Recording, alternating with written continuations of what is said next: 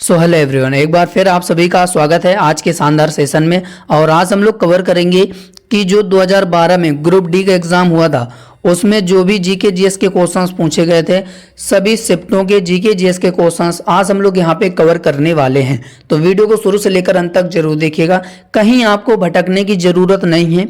Railway परीक्षा 2024 के लिए पूरा पिछले 10 वर्षों के ये रेलवे के पिछले 10 वर्षों के जीके जीएस के क्वेश्चंस मैं आपको पूरा कंप्लीट कराऊंगा क्रैश कोर्स के माध्यम से। तो आज का जो हमारा पार्ट है वो पार्ट 4 है। चलिए शुरुआत करते हैं, देखते हैं कि 2012 में ग्रुप डी के एग्जाम में कैसे जीके जीएस के क्वेश्चंस पूछे गए थे। और मैं आप सभी को बता दूं कि किस बुक से आपको रिवीजन करा रहा हूं। मैं स्पीडी पब्लिकेशन की बुक से आपको मैं प्रीवियस रेलवे के प्रीवियस जीके जीएस के क्वेश्चंस को यहाँ पे कवर करा रहा हूँ। कि भारतीय रिजर्व बैंक का मुख्यालय कहाँ पर है, तो राइट आंसर हो जाएगा मुंबई में स्थित है। कहाँ पर है? मुंबई में स्थित है। तो इसका हमारा जो बी ऑप्शन है क्लियर और राइट आंसर हो जाएगा। अब यहाँ पे अगर हम लोग बात करें कि आरबीआई की स्थापना कब की गई थी, तो 1 अप्रैल 1935 में इसकी स्थापना की गई थी, यानी कि 1 अप्रैल 1935 में इसकी स्थापना की गई थी। और किस अधिनियम के तहत, तो भारतीय रिजर्व बैंक अधिनियम 1934 के तहत जो है वो इसकी स्थापना की गई थी। तो ये भी आपको याद रखना। अब यहाँ पे अगर हम लोग बात करें कि आरबीआई के पहले गवर्नर कौन थे, तो सर ओस बर्न थे। सर ओस बर्न थे, ये याद रखना। सर ओस बर्न स्मिथ थे। ठीक है, ये आपको याद रखना कि भारतीय रिजर्व बैंक के पहले गवर्नर कौन थे, तो सर ओस बर्न स्मिथ थे। ठीक है, अब यहाँ पे अगर हम लोग इसी में पूछ दे आरबीआई के पहले भारतीय गवर्नर कौन थे, तो सीडी देशमुख थे। तो ये भी आपको याद रखना। एक तो भारतीय रिजर्व बैंक के पहले गवर्नर कौन थे, तो सर ओसबर्न स्मिथ थे। अभी यहाँ पे बात की जा रही है कि भारतीय रिजर्व बैंक के यानी कि आरबीआई के पहले भारतीय गवर्नर कौन थे, तो सीडी देशमुख। अब यहाँ पे अगर हम लोग बात करें कि वर्तमान में आरबीआई के गवर्नर कौन है, तो शशिकांत दास हैं। कौन है? शशिकांत दास हैं। और किस नंबर के हैं, तो 25वें नंबर के हैं। ये भी आपको याद रखना। ठीक है, तो ये रहे आरबीआई से रिलेटेड पॉइंट्स जो कि आपको याद रखना है। अभी यहाँ पे अगर हम लोग बात करें कि आरबीआई का काम क्या होता है, तो ये देश की मुद्रा और ऋण प्रणाली को संचालित करता है। यानी कि ये मौद्रिक नीति तैयार करता है और उसे लागू करता है और उसे निगरानी भी करता है। तो ये आपको याद रखना है, जो कि आरबीआई के जो मुख्यालय है वो मुंबई में है। तो बी ऑप्शन उसका राइट आंसर हो जाएगा। अब यहाँ पे क्वेश्चंस पूछा जा रहा है कि फ्रांस की राजधानी क्या है, तो फ्रांस की राजधानी आप सभी को पता है पेरिस इसकी राजधानी है। तो यहाँ पे जो हमारा ए ऑप्शन है क्लियर और राइट आंसर हो जाएगा। अगला क्वेश्चन बनेगा कि नाबार्ड का मुख्यालय कहाँ पर स्थित है, तो मुंबई महाराष्ट्र में है। तो यहाँ पे जो हमारा ए ऑप्शन है क्लियर और राइट आंसर हो जाएगा।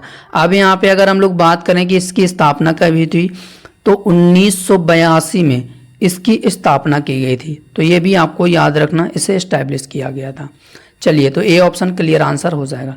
अगला है कि यूएसए की मुद्रा क्या है, तो यूएसए की मुद्रा क्या है, तो इसका हमारा राइट आंसर हो जाएगा डॉलर। तो यूएसए में डॉलर चलता है।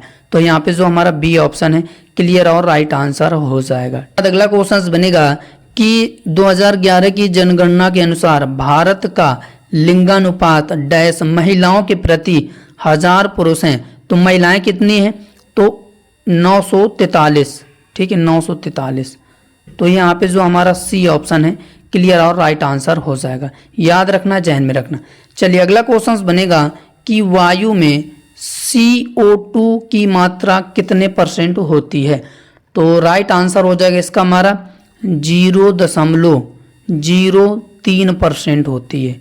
तो यहाँ पे जो हमारा सी ऑप्शन है क्लियर और राइट आंसर हो जाएगा। ऑप्शन सी इसका राइट आंसर हो जाएगा कि 0.03% वायु में CO2 की मात्रा होती है। चलिए, अगला है कि प्लास्टर ऑफ पेरिस किससे प्राप्त किया जाता है, तो प्लास्टर ऑफ पेरिस किससे प्राप्त किया जाता है, तो जिप्सम तो यहाँ पे जो हमारा सी ऑप्शन है क्लियर और राइट आंसर हो जाएगा, जिप्सम से प्राप्त किया जाता है। चलिए अगला क्वेश्चन बनेगा कि किस आर्टिकल के तहत संविधान में 6 से 14 वर्ष के बच्चों को निःशुल्क अनिवार्य शिक्षा देने का प्रबंध किया गया है। तो आर्टिकल 21 के का में, तो यहाँ पे जो हमारा ए ऑप्शन है क्लियर और राइट आंसर हो जाएगा, आर्टिकल 21 के कामा। अगला क्वेश्चन बनेगा कि किस संविधान संशोधन द्वारा शिक्षा को समवर्ती सूची में डाला गया था। तो राइट आंसर हो जाएगा इसका हमारा 42वें संविधान संशोधन 1976 के तहत। तो यहाँ पे जो हमारा बी ऑप्शन है क्लियर और राइट आंसर हो जाएगा। चलिए अगला क्वेश्चन बनेगा कि बोल्शेविक क्रांति के नायक कौन थे। तो बोल्शेविक क्रांति के नायक कौन थे, तो राइट आंसर हो जाएगा लेनिन साहब।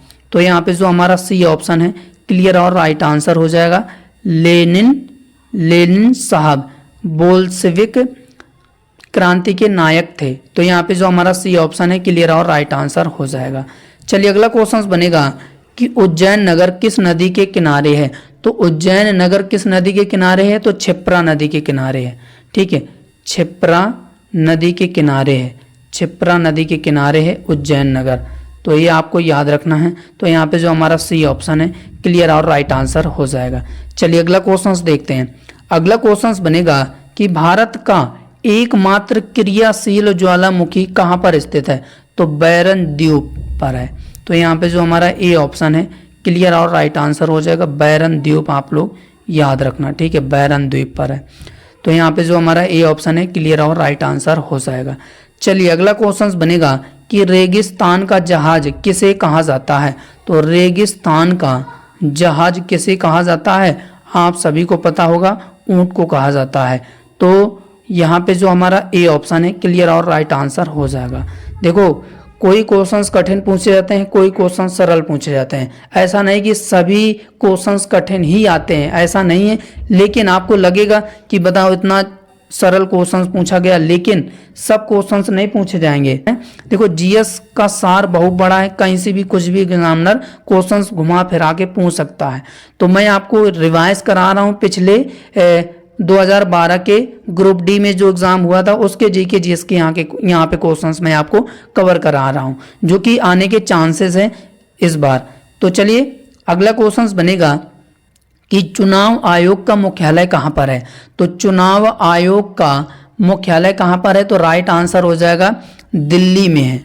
कहाँ पर है, दिल्ली में है। तो यहाँ पे जो हमारा बी ऑप्शन है क्लियर और राइट आंसर हो जाएगा। तो दिल्ली में जो है वो चुनाव आयोग का मुख्यालय है। तो बी ऑप्शन क्लियर आंसर हो जाएगा। अगला है कि बिहार का शोक किस नदी को कहा जाता है। तो कोसी नदी को कहा जाता है। तो यहाँ पे जो हमारा बी ऑप्शन है क्लियर और राइट आंसर हो जाएगा। कोसी नदी को जो है वो बिहार का शोक कहा जाता है। इसके बाद अगर हम लोग यहाँ पे बात करें कि दामोदर नदी जो है इसे बंगाल का शोक कहा जाता है। क्या कहा जाता है, बंगाल का शोक। ठीक है, बंगाल का शोक कहा जाता है दामोदर नदी को। तो ये भी आपको एक्स्ट्रा जानकारी याद रखना है। चलिए इसके बाद अगला क्वेश्चन बनेगा कि स्वतंत्र भारत की पहली महिला राज्यपाल कौन थी। तो स्वतंत्र भारत की पहली महिला राज्यपाल कौन थी। तो राइट आंसर हो जाएगा, तो इसका हमारा राइट आंसर हो जाएगा सरोजनी नायडू। सरोजनी नायडू, सरोजनी नायडू। तो यहाँ पे जो हमारा ए ऑप्शन है क्लियर और राइट आंसर हो जाएगा। स्वतंत्र भारत की पहली महिला राज्यपाल थी सरोजनी नायडू, का नाम आप लोग याद रखना। चलिए अगला क्वेश्चन बनेगा कि बाल गंगाधर तिलक के राजनैतिक गुरु किसे माना जाता है। तो किसे माना जाता है, तो राइट आंसर हो जाएगा दादा भाई नौरोजी। दादा भाई नौरोजी। तो यहाँ पे जो हमारा बी ऑप्शन है क्लियर और राइट आंसर हो जाएगा। बाल गंगाधर तिलक के राजनैतिक गुरु दादा भाई नौरोजी को माना जाता है। चलिए अगला क्वेश्चन बनेगा कि कुल्लू घाटी किसके किसके बीच है या किसके किसके मध्य है। तो धौलाधर और पीर पंजाल के बीच स्थित है कुल्लू घाटी। तो यहाँ पे जो हमारा ए ऑप्शन है क्लियर और राइट आंसर हो जाएगा। तो याद रखना, जहन में रखना। चलिए इसके बाद अगला क्वेश्चन देखते हैं। अगला क्वेश्चन बनेगा कि जब शुद्ध जल में डिटर्जेंट डाला जाता है तो पृष्ठ तनाव डैश हो जाता है। तो क्या हो जाता है, घट जाता है। तो यहाँ पे जो हमारा ए ऑप्शन है क्लियर और राइट आंसर हो जाएगा। चलिए अगला क्वेश्चन बनेगा कि अग्निशमन वस्त्र किससे बनाए जाते हैं। तो अग्निशमन जो वस्त्र हैं किससे बनाए जाते हैं, तो राइट आंसर हो जाएगा एस्बेस्टॉस से बनाए जाते हैं, एस्बेस्टॉस से बनाए जाते हैं। तो यहाँ पे जो हमारा ए ऑप्शन है क्लियर और राइट आंसर हो जाएगा। चलिए अगला है कि विश्व कुश्ती चैंपियनशिप जीतने वाली प्रथम भारतीय कौन है। तो राइट आंसर हो जाएगा इसका हमारा ऑप्शंस ए गामा। ठीक है, गामा करके इनका नाम है, आप लोग याद रखना। क्वेश्चन बनेगा कि एक पौधे पर दूसरा उगने वाला पौधा क्या कहलाता है। जैसा कोई ये पौधा है, ठीक है, अब इसके ऊपर एक पौधा और उग जाए यहाँ से कहीं से, तो उसे क्या कहा जाता है ऐसी घटना को। तो राइट आंसर हो जाएगा एपीफाइट कहा जाता है। क्या कहा जाता है, एपीफाइट, आप लोग याद रखना। तो ए ऑप्शन है जो कि क्लियर और राइट आंसर हो जाएगा। क्वेश्चन बनेगा कि संघ क्षेत्र का प्रशासन भारत में किसके द्वारा होता है। तो राष्ट्रपति के द्वारा होता है। तो यहाँ पे जो हमारा सी ऑप्शन है क्लियर और राइट आंसर हो जाएगा, याद रखना, जहन में रखना। क्वेश्चन बनेगा कि गुलाम वंश का अंतिम शासक कौन था। तो राइट आंसर हो जाएगा शमसुद्दीन कैमूर्स। तो यहाँ पे जो हमारा डी ऑप्शन है क्लियर और राइट आंसर हो जाएगा। इसके बाद अगला क्वेश्चन बनेगा कि राष्ट्रीय स्वास्थ्य बीमा योजना किसके द्वारा प्रारंभ हुई थी। तो किसके द्वारा प्रारंभ हुई थी, तो राइट आंसर हो जाएगा इसका हमारा श्रम मंत्रालय के द्वारा। तो यहाँ पे जो हमारा ए ऑप्शन है क्लियर और राइट आंसर हो जाएगा, याद रखना, जहन में रखना। क्वेश्चन बनेगा कि राधा मोहन कप किस खेल से संबंधित है। तो राधा मोहन कप किस खेल से संबंधित है। तो राइट आंसर हो जाएगा पोलो से संबंधित है। ठीक है, पोलो से संबंधित है। तो यहाँ पे जो हमारा बी ऑप्शन है क्लियर और राइट आंसर हो जाएगा। अगला है कि रासायनिक रूप से रेशम के रेशे मुख्यतः बने होते हैं। तो राइट आंसर हो जाएगा इसका हमारा प्रोटीन से। तो यहाँ पे जो हमारा ए ऑप्शन है क्लियर और राइट आंसर हो जाएगा, प्रोटीन से बने होते हैं। चलिए अगला क्वेश्चन बनेगा कि महात्मा गांधी भारतीय राष्ट्रीय कांग्रेस के अध्यक्ष कब बने थे। तो राइट आंसर हो जाएगा इसका हमारा 1924 1924 में बने थे। तो यहाँ पे जो हमारा सी ऑप्शन है क्लियर और राइट आंसर हो जाएगा, याद रखना, जहन में रखना। अगला है कि सहायक संधि स्वीकार करने वाला पहला राज्य कौन था। तो राइट आंसर हो जाएगा इसका हमारा हैदराबाद। हैदराबाद इसका राइट आंसर हो जाएगा। तो यहाँ पे बी ऑप्शन है जो कि क्लियर और राइट आंसर हो जाएगा। अगला है कि केसरी नामक समाचार पत्र को किसने शुरू किया था। तो किसने शुरू किया था, तो राइट आंसर हो जाएगा बाल गंगाधर तिलक। बाल गंगाधर तिलक राइट आंसर हो जाएगा। क्वेश्चन बनेगा कि मौलिक अधिकारों को कौन निलंबित कर सकता है। तो कौन निलंबित कर सकता है, तो राइट आंसर हो जाएगा राष्ट्रपति। राष्ट्रपति। तो यहाँ पे जो हमारा बी ऑप्शन है क्लियर और राइट आंसर हो जाएगा। अगला है कि फ्यूज का तार किसका मिश्र धातु है। तो फ्यूज का तार किसका मिश्र धातु है, तो राइट आंसर हो जाएगा टिन और सीसा। टिन और सीसा। तो यहाँ पे जो हमारा सी ऑप्शन है क्लियर और राइट आंसर हो जाएगा। चलिए अगला है कि राष्ट्रीय वनस्पति उद्यान कहाँ पर स्थित है। तो उत्तर प्रदेश में कहाँ पर स्थित है राष्ट्रीय वनस्पति उद्यान। तो ये लखनऊ में स्थित है। कहाँ पर है, लखनऊ में स्थित है। लखनऊ में स्थित है। तो यहाँ पे जो हमारा ए ऑप्शन है क्लियर और राइट आंसर हो जाएगा। चलिए अगला क्वेश्चन बनेगा कि रंगा स्वामी कब संबंधित है। तो किससे संबंधित है, किस खेल से संबंधित है रंगा स्वामी कप। तो राइट आंसर हो जाएगा हॉकी। हॉकी से संबंधित है। ठीक है, हॉकी खेल से संबंधित है रंगा स्वामी कप। तो यहाँ पे जो हमारा बी ऑप्शन है क्लियर और राइट आंसर हो जाएगा। अगला है कि हेलीकॉप्टर का आविष्कार किसने किया था। तो हेलीकॉप्टर के आविष्कारक कौन थे या किसने किया था आविष्कार। तो राइट आंसर हो जाएगा इगोर सिकोमर्की। तो यहाँ पे जो हमारा सी ऑप्शन है क्लियर और राइट आंसर हो जाएगा इगोर सिकोमर्की। चलिए अगला क्वेश्चन बनेगा कि विश्व डेजर्टिफिकेशन उन्मूलन दिवस कब मनाया जाता है। तो कब मनाया जाता है, तो राइट आंसर हो जाएगा 17 जून को मनाया जाता है। विश्व डेजर्टिफिकेशन उन्मूलन दिवस 17 जून को मनाया जाता है। 17 जून को मनाया जाता है। तो यहाँ पे जो हमारा ए ऑप्शन है क्लियर आंसर हो जाएगा। ठीक है, अगला क्वेश्चन बनेगा कि अलाई दरवाज़ा किसके शासन काल में बना था। तो अलाई दरवाज़ा किसके शासन काल में बना था, तो राइट आंसर हो जाएगा अलाउद्दीन खिलजी के शासन काल में। तो यहाँ पे जो हमारा सी ऑप्शन क्लियर और राइट आंसर हो जाएगा, याद रखना है, जहन में रखना। अगला है कि लिपू लेक दर्रा कहाँ पर स्थित है, तो कहाँ पर स्थित है, तो राइट आंसर हो जाएगा उत्तराखंड में स्थित है। तो यहाँ पे जो हमारा बी ऑप्शन है क्लियर और राइट आंसर हो जाएगा। अगला है कि पंचशील समझौता का संबंध किससे है, तो पंचशील समझौता का संबंध किससे है, तो भारत और चीन से है, भारत और चीन से है। तो यहाँ पे जो हमारा बी ऑप्शन है क्लियर और राइट आंसर हो जाएगा, भारत और चीन से है पंचशील समझौता। तो बी ऑप्शन क्लियर आंसर हो जाएगा।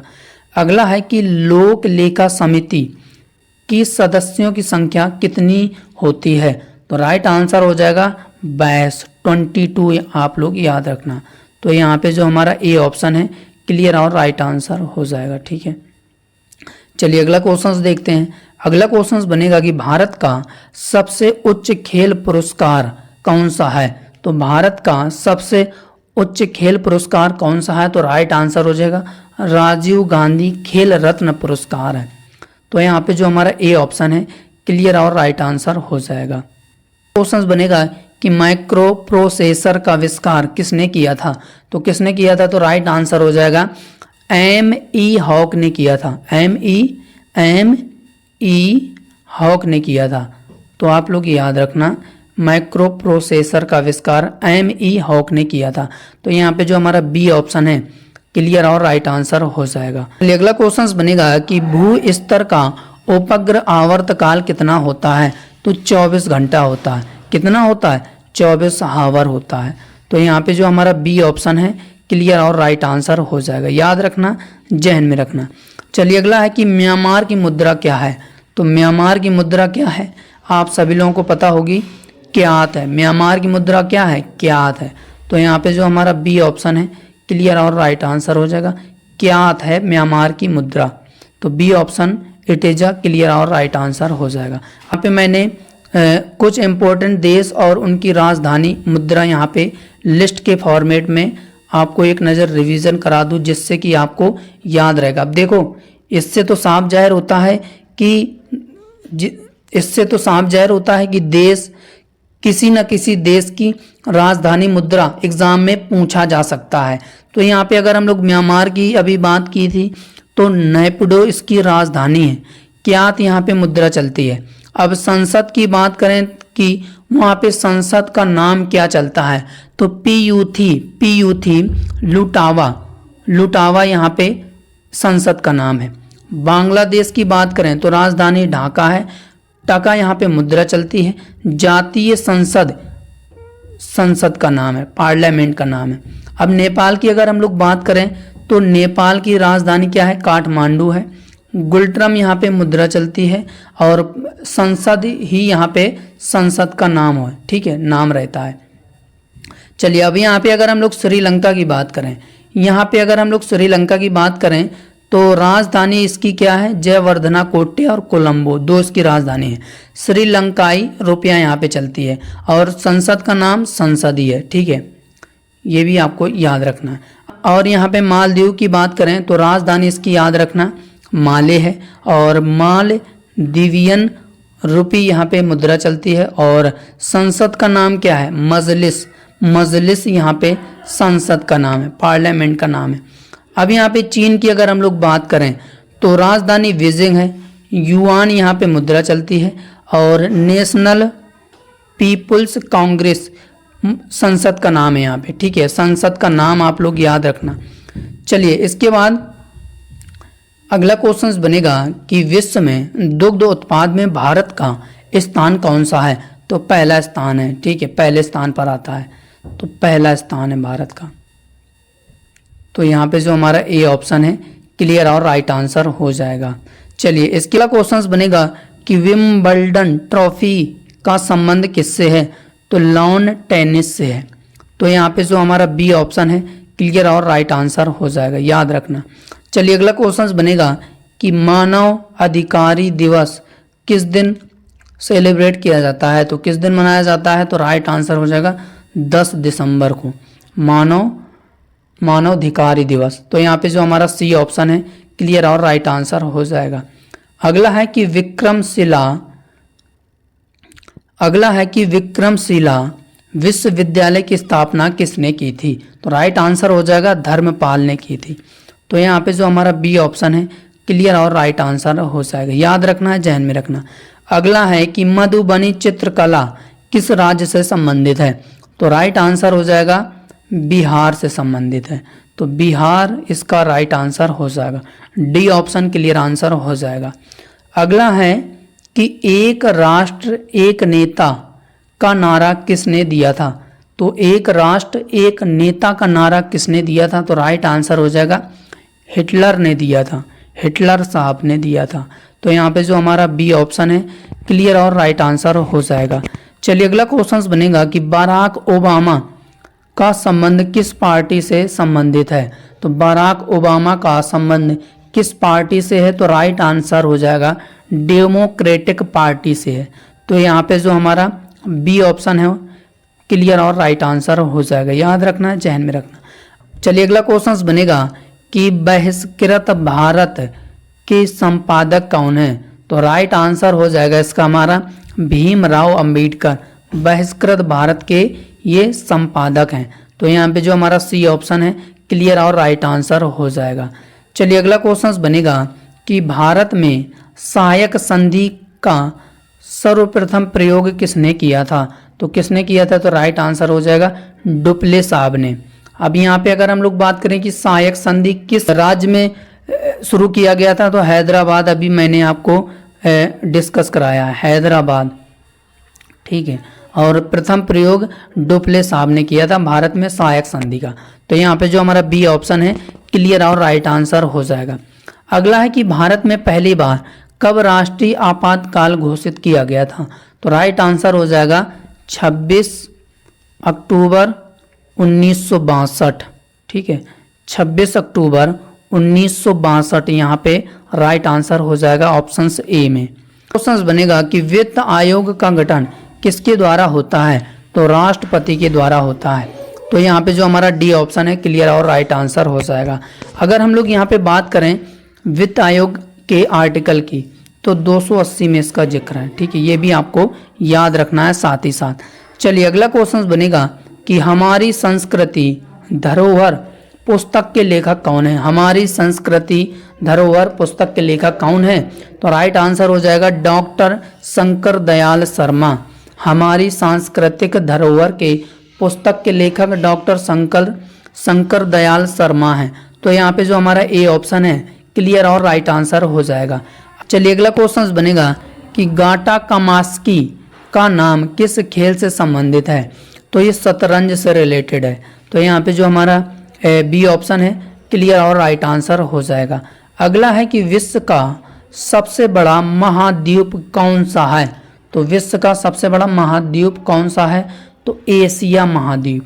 कौन सा है, एशिया महाद्वीप है, एशिया महाद्वीप है। तो यहाँ पे जो हमारा ए ऑप्शन है क्लियर और राइट आंसर हो जाएगा, ये आपको याद रखना है। चलिए इसके बाद अगला क्वेश्चन बनेगा कि वायुमंडलीय वायु में ऑक्सीजन कितने % होता है, तो राइट आंसर हो जाएगा 21% होता है, 21%, ठीक है। तो यहाँ पे जो हमारा ए ऑप्शन है क्लियर और राइट आंसर हो जाएगा। चलिए अगला क्वेश्चन बनेगा कि घूमर किस राज्य का लोक नृत्य है, तो घूमर किस राज्य का लोक नृत्य है, तो ये राजस्थान का है, राजस्थान का है ये घूमर। आप लोग याद रखना, तो राजस्थान सी ऑप्शंस में है, तो इसका सी ऑप्शन क्लियर आंसर हो जाएगा। चलिए अगला है कि अर्थशास्त्र के जनक किसे कहा जाता है, तो अर्थशास्त्र के जनक किसे कहा जाता है, तो एडम स्मिथ को कहा जाता है। तो यहाँ पे जो हमारा ए ऑप्शन है क्लियर और राइट आंसर हो जाएगा। अगला है कि इजराइल का पार्लियामेंट क्या कहलाती है। देखो मैंने आपको कुछ देशों की राजधानी, मुद्रा और पार्लियामेंट डिस्कस कराया था। तो ये क्वेश्चन एग्जाम में पूछा जा चुका है ग्रुप डी 2012 में। कि इज़राइल का पार्लियामेंट का नाम क्या है, वहाँ पे जो इज़राइल की संसद है उस संसद का नाम क्या है। तो यहाँ पे अगर हम लोग बात करें तो ऑप्शन इसका बी हो जाएगा, निसेट। निसेट पार्लियामेंट वहाँ पे कहलाती है, ठीक है। तो यहाँ पे जो बी ऑप्शन है क्लियर और राइट आंसर हो जाएगा। इस नाम से पार्लियामेंट वहाँ पे चलती है, निसेट, इज़राइल में। तो बी ऑप्शन इसका क्लियर और राइट आंसर हो जाएगा। चलिए इसके बाद अगला है कि मंत्रिमंडल बैठकों की अध्यक्षता कौन करता है।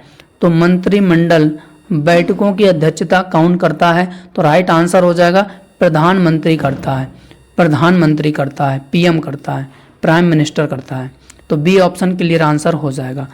अगला है कि भारत में आपातकाल की घोषणा के समय भारत का प्रधानमंत्री कौन था, जब भारत में पहली बार आपातकाल की घोषणा की गई थी। तो राइट आंसर हो जाएगा इसका हमारा इंदिरा गांधी। तो यहाँ पे जो हमारा ए ऑप्शन है क्लियर और राइट आंसर हो जाएगा, ठीक है। चलिए इसके बाद अगला क्वेश्चन बनेगा कि बड़ा इमाम बाड़ा उत्तर प्रदेश के किस शहर में स्थित है। बड़ा इमाम बाड़ा, तो इसका हमारा राइट आंसर हो जाएगा ये लखनऊ में स्थित है। कहाँ पर स्थित है, लखनऊ में स्थित है, लखनऊ में स्थित है। तो यहाँ पे जो हमारा ए ऑप्शन है क्लियर और राइट आंसर हो जाएगा।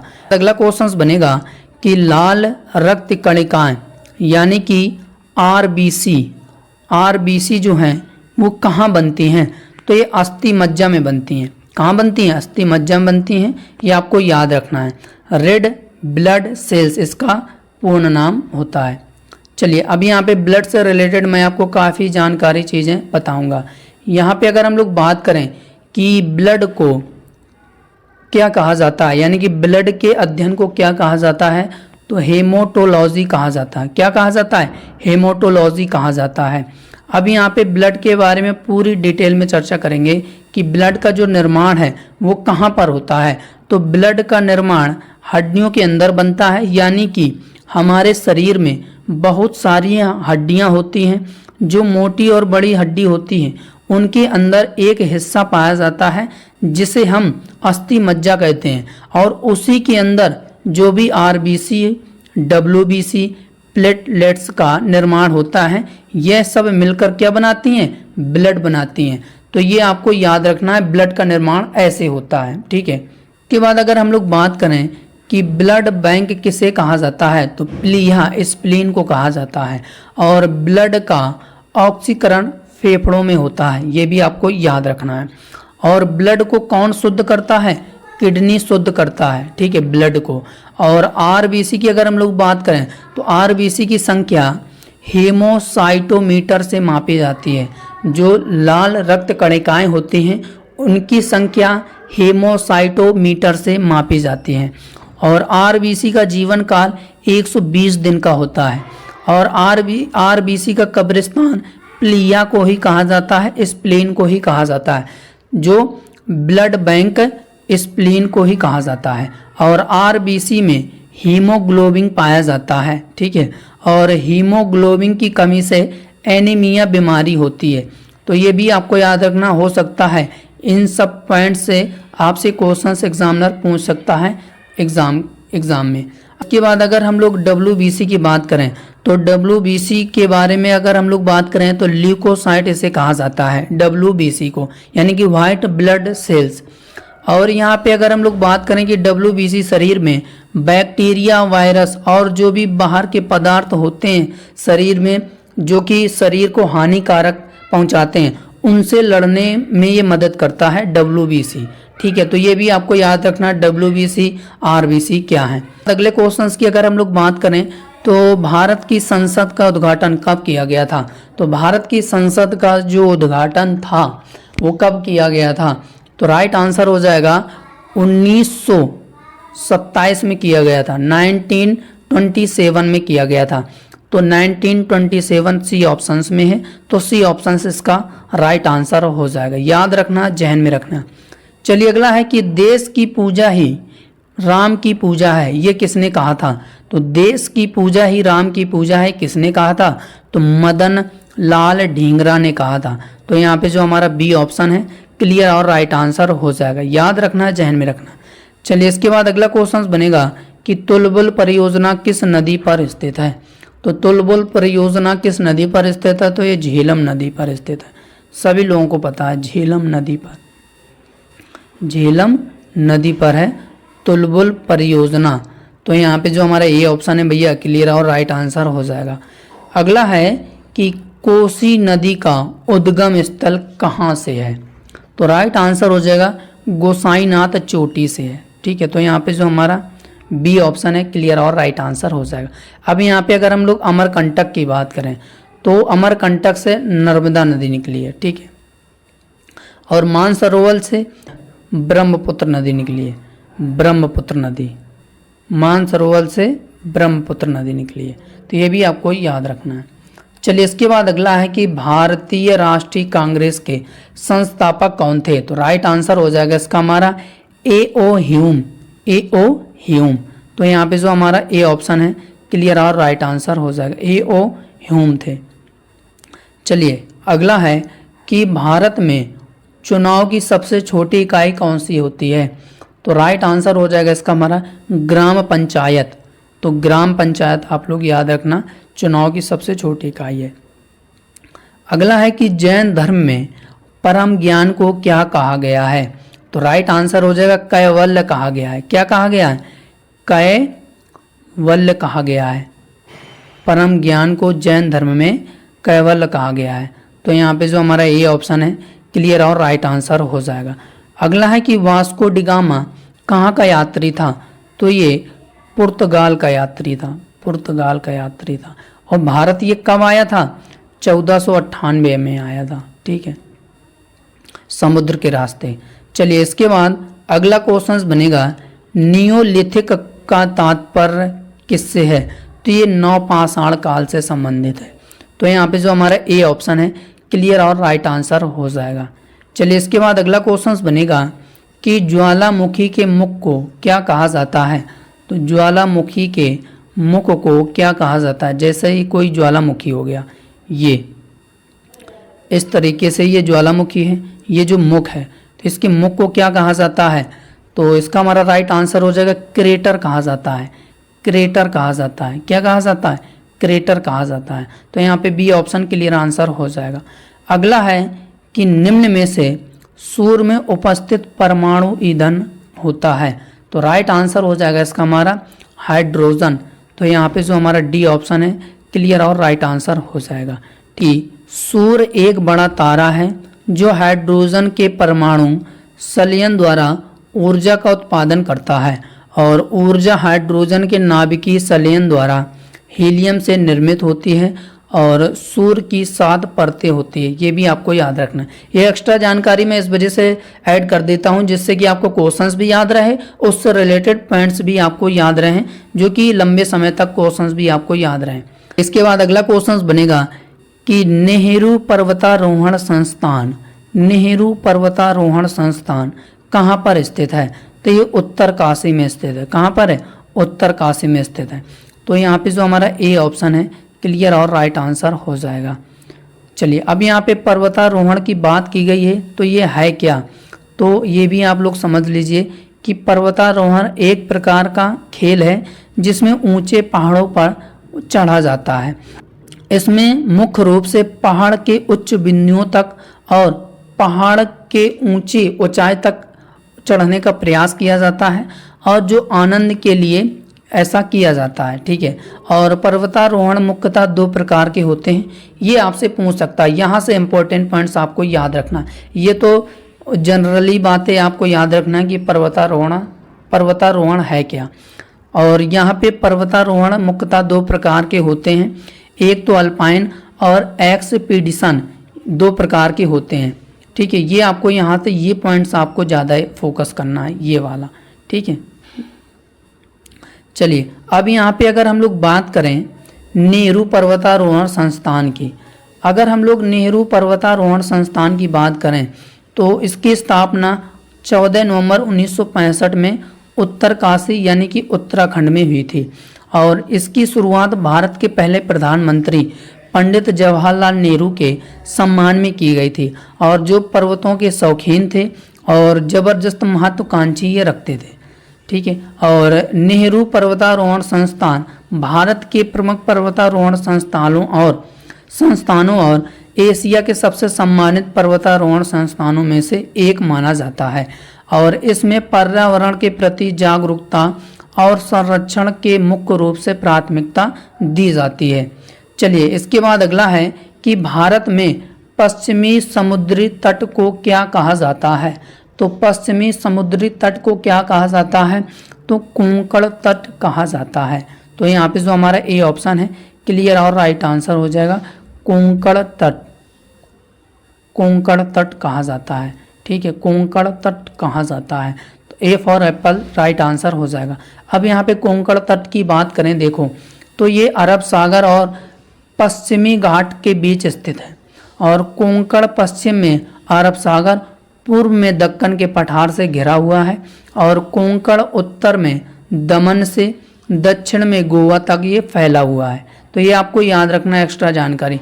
अब यहाँ पे कोरोमंडल की अगर हम लोग बात करें, तो कोरोमंडल की अगर हम लोग बात करें तो ये भारत का दक्षिणी पूर्वी क्षेत्र है, ठीक है, दक्षिणी पूर्वी क्षेत्र है और ये उत्कल मैदान में उत्तर की ओर, बंगाल की खाड़ी में पूर्व की ओर, कावेरी डेल्टा दक्षिण की ओर और पूर्वी घाट पश्चिमी की ओर तक ये घिरा हुआ है, ठीक है।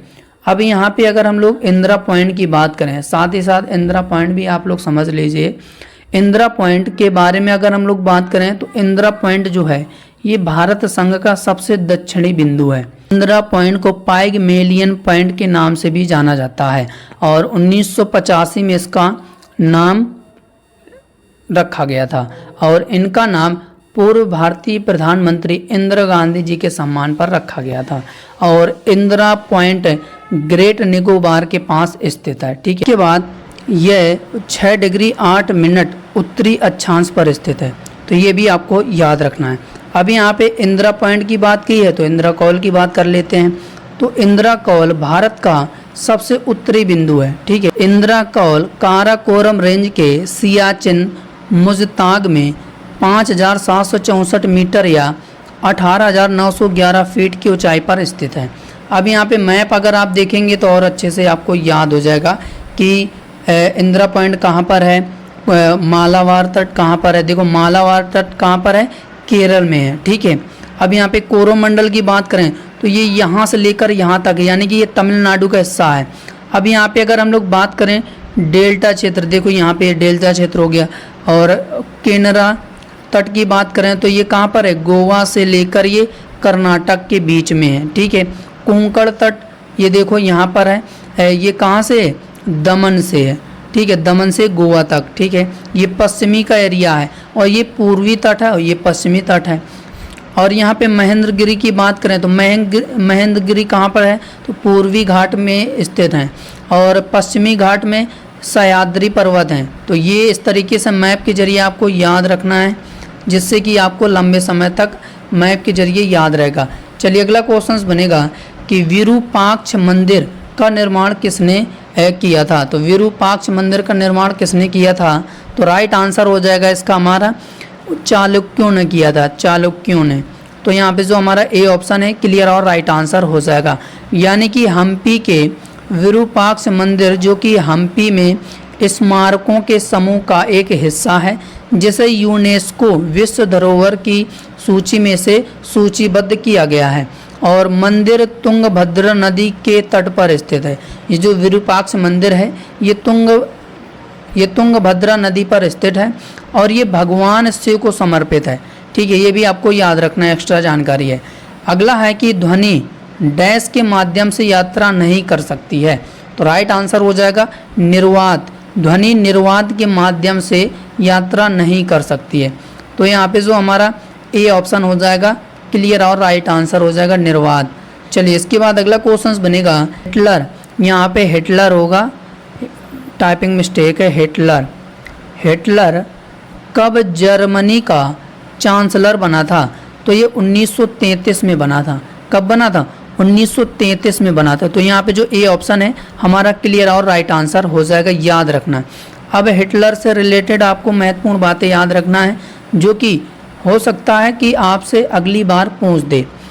हिटलर का जो जन्म हुआ था वो 1889 में ऑस्ट्रिया में हुआ था, और जर्मनी का नागरिक ये कब बना था? 1932 में बन गया था। और वह national socialist German workers party या नाजी पार्टी के नेता भी थे। और 30 अप्रैल 1945 को इनका निधन हो गया था, हिटलर साहब का। ये आपको याद रखना है। चलिए अगला क्वेश्चन बनेगा कि ताइगा वन निम्नलिखित में से किस देश में पाया जाते हैं? ताइगा वन, तो राइट आंसर हो जाएगा रूस में पाया जाते हैं। ताइगा वन जो है वो रूस में पाया जाते हैं। तो यहाँ पे जो हमारा डी ऑप्शन है क्लियर और राइट आंसर हो जाएगा। और ताइगा वन में अल्पाइन वृक्ष पाए जाते हैं। कैसे वृक्ष पाए जाते हैं? अल्पाइन वृक्ष। ये आपको पॉइंट्स आपको याद रखना है ज़्यादा, ठीक है। अगला क्वेश्चन बनेगा कि अलमाटी बांध किस नदी पर स्थित है या किस नदी पर बना है? तो ये कृष्णा नदी पर बना है। किस नदी पर है? कृष्णा नदी पर है। तो यहाँ पे जो हमारा बी ऑप्शन है क्लियर और राइट आंसर हो जाएगा, कृष्णा नदी पर है। तो यहाँ पे जो हमारा बी ऑप्शन है क्लियर और राइट आंसर हो जाएगा। और इसे लाल बहादुर शास्त्री बांध भी कहा जाता है। तो लाल बहादुर शास्त्री के नाम पर रखा गया था, लाल बहादुर शास्त्री बांध, अलमाटी बांध को ही कहा जाता है। और ये किस राज्य में स्थित है? तो ये कर्नाटक में है। और कृष्णा नदी पर एक ये जल विद्युत परियोजना है, ठीक है। ये आपको पॉइंट्स याद रखना है इससे रिलेटेड। अगला है कि रणथंभौर वन्य जीव विहार कहाँ पर स्थित है? तो आपको रणथंभौर की बात करें यहाँ पे तो राइट आंसर हो जाएगा ये राजस्थान में स्थित है। राजस्थान में स्थित है। राजस्थान में स्थित है रणथंभौर, राजस्थान में स्थित है। तो यहाँ पे जो हमारा ए ऑप्शन है क्लियर और राइट आंसर हो जाएगा। इसके शासनकाल में कौन सी घटनाएं हुई हैं ये पूरी लिस्ट मैंने आपको लगा दी है। अगर आपने इसको सही से रिवीजन कर लिया तो अगर इससे रिलेटेड कभी क्वेश्चन पूछे जाएंगे तो आपसे कभी गलत नहीं होंगे। तो यहाँ पे देखो अगर हम लोग बात करें वारिंग हेस्टिंग ये कब से कब तक रहा था? तो 1773 से लेकर 1785 तक रहा था। और रेगुलेटिंग एक्ट 1773 में इसके शासनकाल के दौरान आई थी, ये घटना घटित हुई थी। और इसके बाद पिट्स इंडिया एक्ट 1784 का है, इसी के शासनकाल में ये घटना हुई थी। और 1774 का रोहिला युद्ध इसके शासनकाल में हुआ था। और 1775-82 तक प्रथम मराठा युद्ध, और 1782 में सालबाई की संधि इसी के शासनकाल में घटित हुई थी। और 1780-84 में दूसरा जो मैसूर का युद्ध हुआ था वो इसके शासनकाल में घटित घटना हुई थी। तो ये आपको इस तरीके से याद रखना है। पूरी लिस्ट मैंने लगा रखी है कि कौन कौन के शासनकाल में कौन सी घटना घटित हुई है। अब यहाँ पे कॉर्नवालिस की बात करें तो कॉर्नवालिस कब से कब तक रहा है? 1786 से 1793 तक। तीसरा मैसूर युद्ध इसी के शासनकाल में हुआ है। और श्रीरंगपत्तनम की संधि 1792 हुई थी, इसी के शासनकाल में घटित हुई थी। और कॉर्नवालिस कोड 1793 में इसी के शासनकाल के दौरान घटित हुई। बंगाल का स्थायी बंदोबस्त कब शुरू किया गया था? तो हो सकता है आपसे पूछ दिया जाए, तो 1793 में हुई थी। और इसी के शासनकाल में ये सभी घटनाएं घटित हुई थी। यहाँ पे वेलेजली की बात करें तो ये 1798 से 1805 तक रहा। और इसके शासनकाल में घटित सहायक संधि प्रणाली का परिचय। और चौथा मैसूर युद्ध 1799 में लड़ा गया था। दूसरा मराठा युद्ध इसी के शासनकाल के दौरान घटित हुई थी घटना। और लॉर्ड मिंटो की बात करें तो रणजीत सिंह के साथ अमृतसर की संधि 1809 में हुई थी, इसी के शासनकाल के दौरान। ठीक है, तो ये सभी लिस्ट आपको ये ज़्यादा इम्पोर्टेंट है, मैं फोकस कर रहा हूँ तो जाहिर सी बात है कि एग्ज़ाम में पूछा जाएगा इससे रिलेटेड। और इसके बाद लॉर्ड हेस्टिंग की बात करें तो इसके शासनकाल में घटित घटना रैयतवाड़ी प्रणाली की स्थापना 1820 में, ये ज़्यादा याद रखना, एग्ज़ाम में पूछा जा चुका है एसएससी में। ठीक है, और एंग्लो नेपाल युद्ध, सुगौली की संधि, और तीसरा मराठा युद्ध, मराठा परिसंघ का विघटन, तो ये इसी के शासनकाल में हुआ है।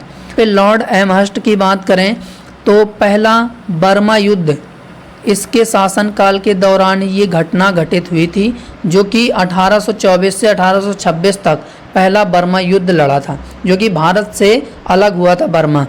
और विलियम बेंटिंग, ये इसके शासनकाल के दौरान सती प्रथा का उन्मूलन हुआ था और इसी ने ही सती प्रथा को पूरी तरीके से बंद किया था।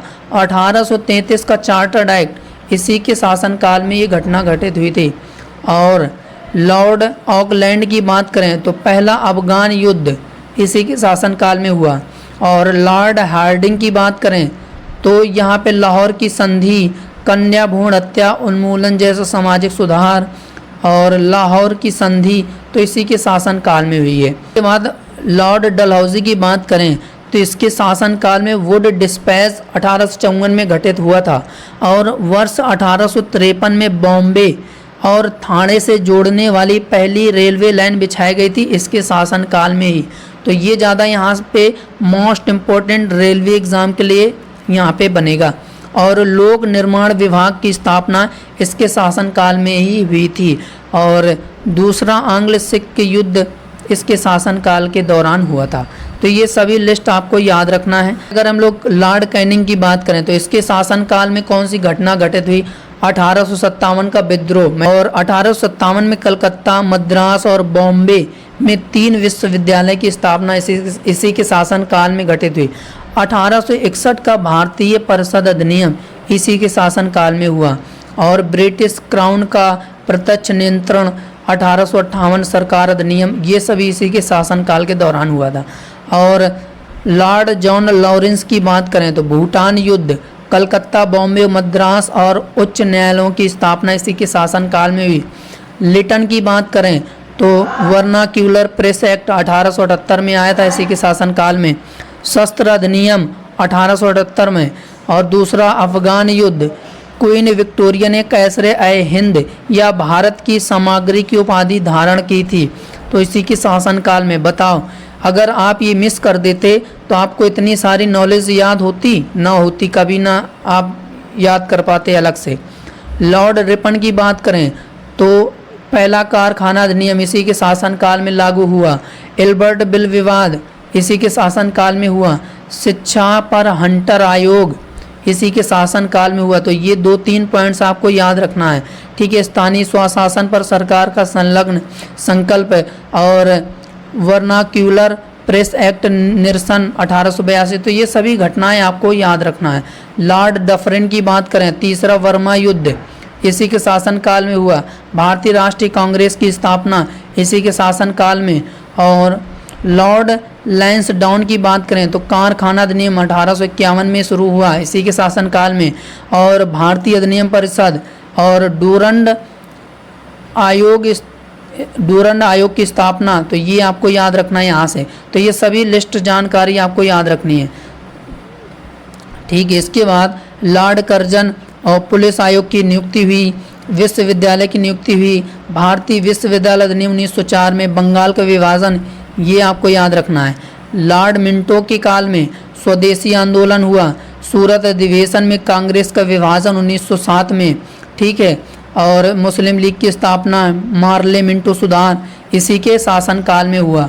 और लॉर्ड हार्डिंग की बात करें, बंगाल विभाजन रद्द करना, ठीक है, बंगाल विभाजन रद्द करना इसी के शासनकाल में। कलकत्ता से दिल्ली राजधानी स्थानांतरित 1911।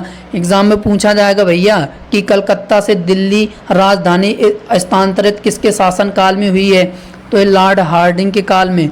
और लॉर्ड चेम्सफोर्ड, लखनऊ की संधि, चंपारण सत्याग्रह, मांटेग्यू अगस्त की घोषणा।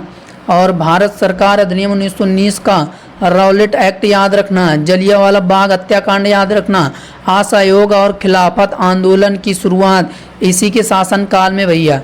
और लॉर्ड रीडिंग की बात करें तो चौरी चौरा जो घटना हुई, असहयोग आंदोलन को वापस लेना, स्वराज पार्टी की स्थापना, ककोरी ट्रेन डकैती, तो ये सभी किसके शासनकाल में घटित हुई हैं, इनके शासनकाल में। इसके बाद इरविन की बात करें तो साइमन कमीशन भारत आना 1927 में, हरकोट बटलर भारतीय राज्य आयोग, नेहरू रिपोर्ट इसी के शासनकाल में। दीपावली की घोषणा की गई कि दीपावली मनाया जाएगा त्यौहार, कांग्रेस का लाहौर अधिवेशन पूर्ण स्वराज संकल्प किया गया, पूर्ण स्वराज की मांग की गई। दांडी मार्च और सवना अयोग्य आंदोलन 1930 में शुरू किए गए इसी के शासनकाल में। गांधी इरविन समझौता है ना 1931 का, तो ये इरविन और गांधी जी के बीच हुआ था, तो ये आपको याद रखना है। अब यहाँ पे है इसके बाद लॉर्ड विलिंगडन की बात करें तो पूना पैक्ट, भारत सरकार ने 1935, दूसरा और तीसरा गोलमेज सम्मेलन, संप्रदाय आदि निर्णय। चलिए इसके बाद लॉर्ड लिथगो की बात करें तो द्वितीय विश्व युद्ध 1939 के शुरू होने के बाद कांग्रेस के मंत्रियों का इस्तीफा देना वो इसी के शासनकाल में हुआ था, और त्रिपुरी संकट और फॉरवर्ड ब्लॉक का गठन 1939 में हुआ, तो इसी के शासनकाल में हुआ।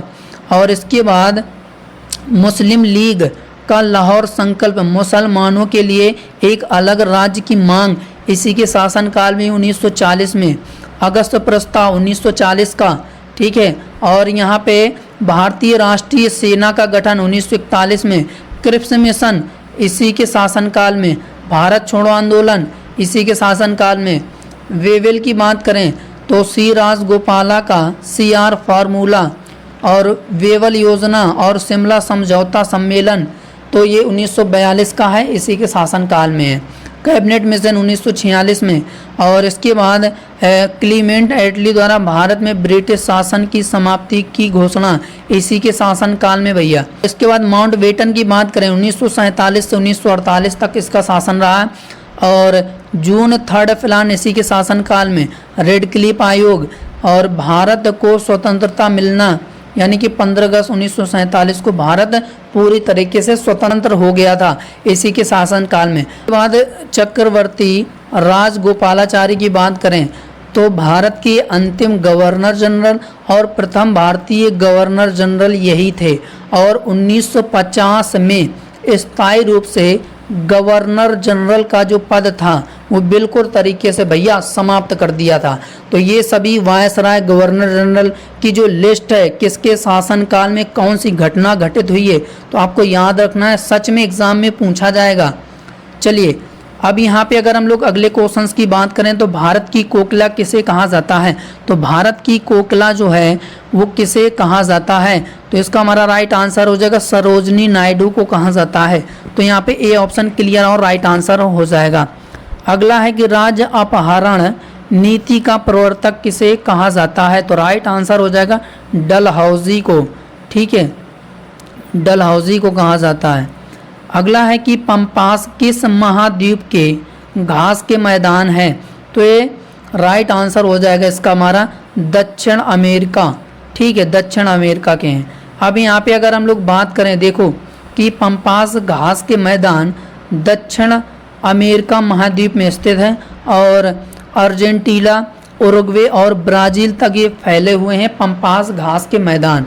अब यहाँ पे अगर हम लोग बात करें कि किस देश में कौन से शीतोष्ण घास के मैदान पाए जाते हैं, तो पुस्ताजी की बात करें तो ये हंगरी देश में पाए जाते हैं। घास के मैदान उत्तरी अमेरिका में पंपास अर्जेंटीना और उरुग्वे, वेल्ड दक्षिण अफ्रीका, डाउन्स ऑस्ट्रेलिया और कैंटरबरी न्यूजीलैंड में, स्टेपी रूस में। तो ये सभी शीतोष्ण घास के मैदान है जो कि आपको याद रखना है, ठीक है। तो आई होप जो कि आज का शानदार सेशन, उम्मीद भर है जो कि आज का शानदार सेशन अच्छा लगा है कि हाँ एग्ज़ाम में ऐसे दमदार क्वेश्चंस ही आएंगे। तो सेशन को लाइक ज़रूर करिएगा, और आप चैनल में पहली बार जुड़ रहे हैं तो चैनल को सब्सक्राइब जरूर करिएगा। तो आज के लिए इतना ही, हम लोग अगली क्लास पर मिलेंगे, तब तक के लिए जय हिंद, जय भारत, जय मातरम।